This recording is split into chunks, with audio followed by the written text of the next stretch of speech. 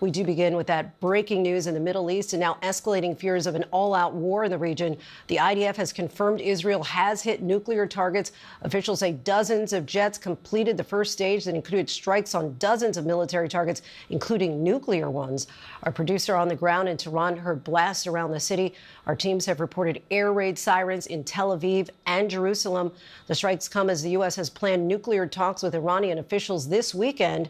We'll go to Tel Aviv in just a moment, but first let's go straight to senior White House correspondent Selena Wang. Selena, what are U.S. officials saying about this attack?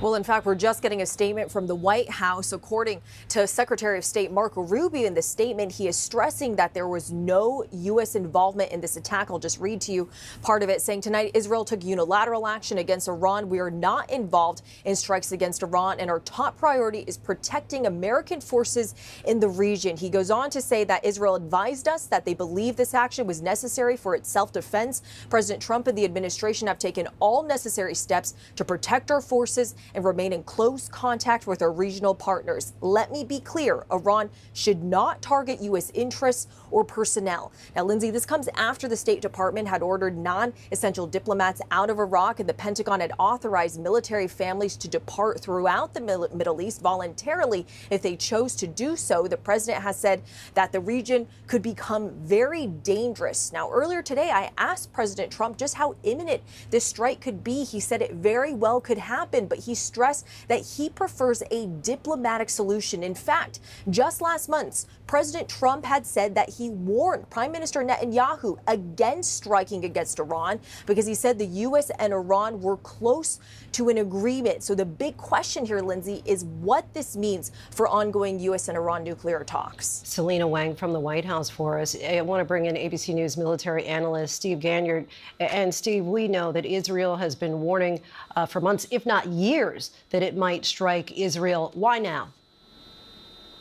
Lindsay, I think that they were fed up with the negotiations that the U.S. was getting played by Iran, that Iran had no intent of giving up its nuclear program, and that they were going to push forward on enrichment and eventually to a nuclear weapon. And they have sworn that they would destroy the state of Israel. And so Benjamin Netanyahu said, well, we went back in there in October and we took down all of their air defenses. They're working hard with Chinese and Russian capabilities to rearm their air defenses. And so this is a time for us to go in now before those air defenses are done, because we don't think that the U.S. negotiations are going anywhere. We think that the U.S. is getting played.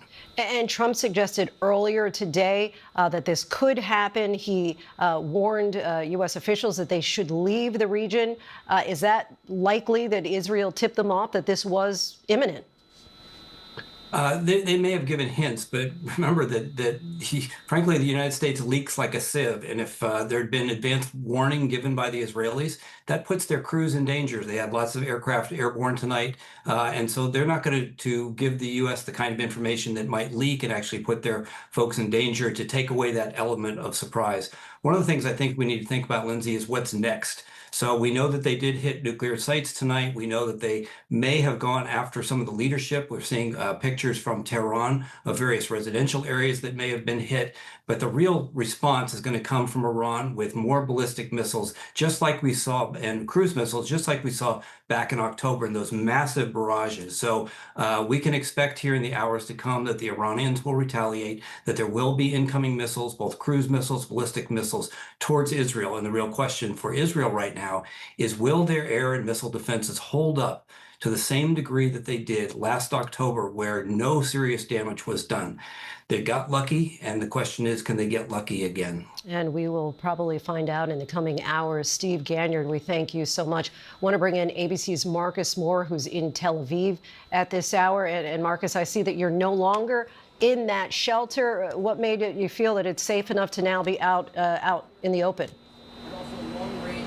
Well, Lindsay, we got the all clear, the announcement that came down on the loudspeakers about 20 minutes after the initial warning for everyone to leave. Then afterwards, they said that thanked everyone for their cooperation.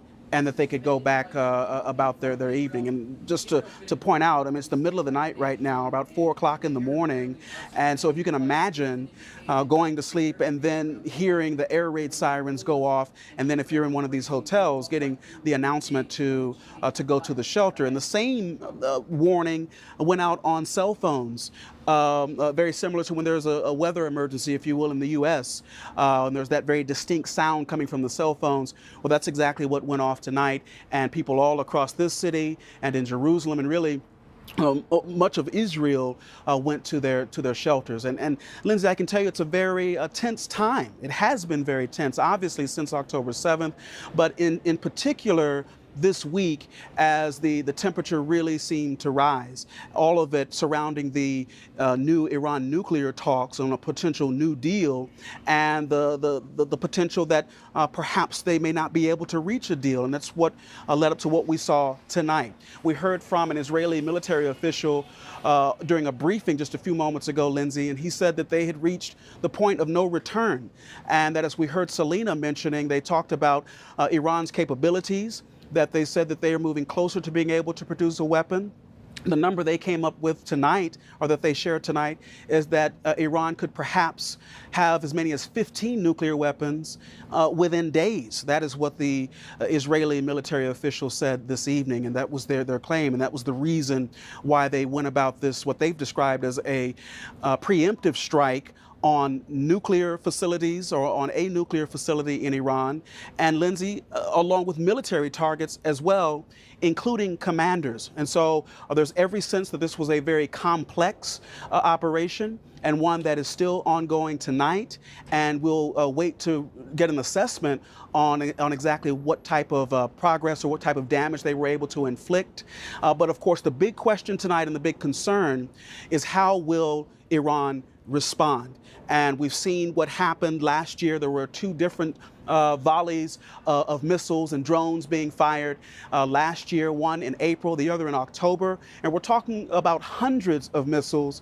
And that is a situation where potentially the air defense system here in Israel could potentially be overwhelmed. It wasn't prior to, but that is certainly the concern moving forward, and why everyone is watching to see exactly how Iran responds to tonight's strikes.